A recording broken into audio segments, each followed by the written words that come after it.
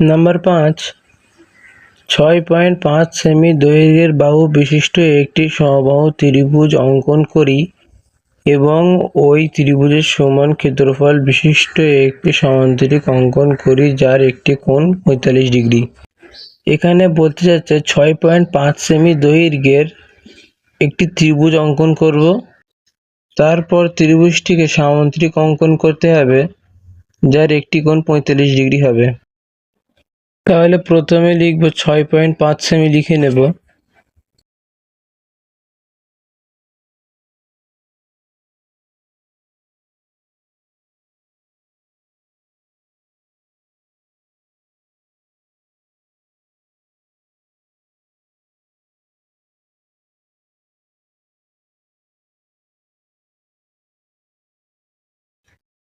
যে কোনো একটি প্রথমে মাপ নেব, এর কোনো নির্দিষ্ট মাপ নেই।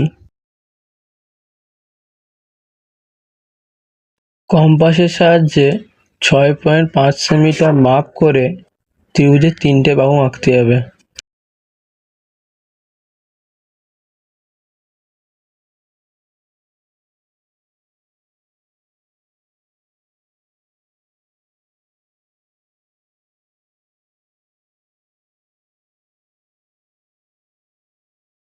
তারপরে 3টেকে একসঙ্গে যুক্ত করে দিতে হবে।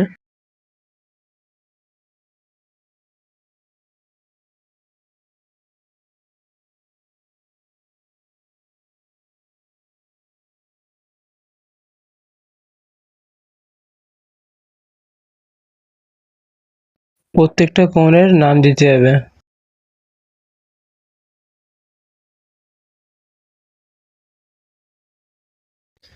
কম্পাসের সাহায্যে বিতে বসিয়ে অর্ধেকের একটু বেশি নিয়ে একবার উপরে টেনে নেব আর একবার নিচে টেনে নেব। ঠিক ওই মাপ নিয়ে একবার সিতে বসিয়ে উপরে টানবো আর একবার নিচে টানবো।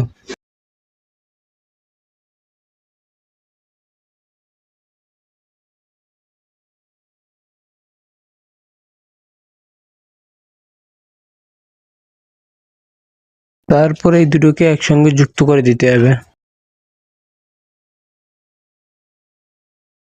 তাহলে এখানে একটা ছেদ করেছে, এর নাম দেব ডি। কম্পাসের সাহায্যে বিতে বসিয়ে সি এর মাপ নিয়ে এতে বসিয়ে কেটে নেব। তারপর বিতে বসিয়ে এর মাপ নিয়ে সিতে বসিয়ে কেটে নেব। তারপর এই দুটোকে একসঙ্গে যুক্ত করে দিতে হবে।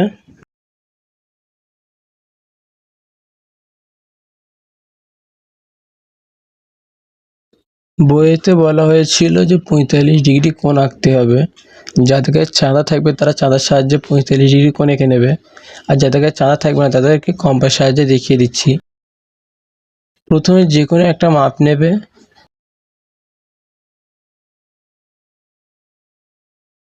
তারপর ঠিক ওই মাপটা নিয়ে এখানে একবার বসিয়ে কেটে নেবে, আর ফের ওইখানে বসিয়ে একবার কেটে নেবে, আর একবার উপরে বসিয়ে একবার কেটে নেবে, তারপরে এইখানে বসিয়ে উপরে কেটে নেবে।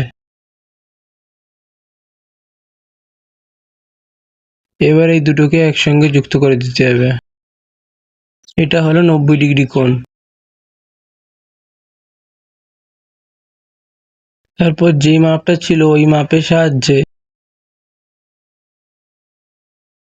এখানে বসিয়ে একবার কেটে নিতে হবে, আর এইখানে বসিয়ে একবার কেটে নিতে হবে। এটি হলো 45 ডিগ্রি কোণ।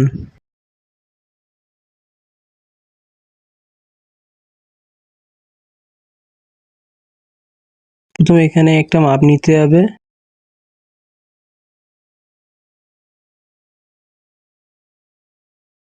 মাপটা নিয়ে ঠিক ওই মাপে বসিয়ে এখানে কেটে নিতে হবে, আর এখানে বসিয়ে এই লাইনের বরাবর কেটে নিতে হবে।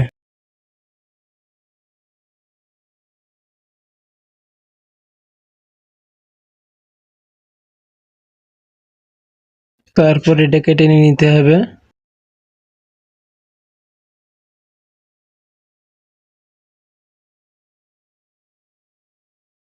তাহলে এর নাম দেব ই। কম্পাসের সাহায্যে ডিতে বসিয়ে সি এর মাপ নিয়ে ইতে বসিয়ে একবার কেটে নিতে হবে। এবার সির সঙ্গে এটা যুক্ত করে দিতে হবে।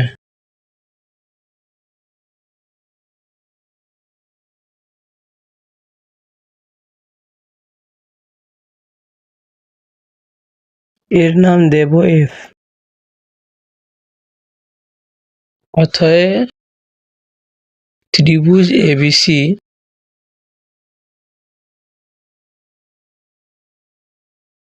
ত্রিভুজের ক্ষেত্রফল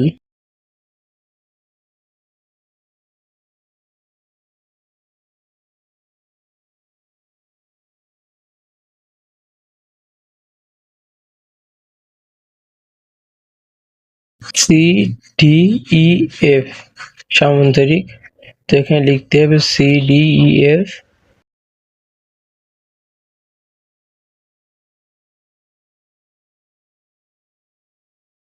সামান্তরিকের ক্ষেত্রফল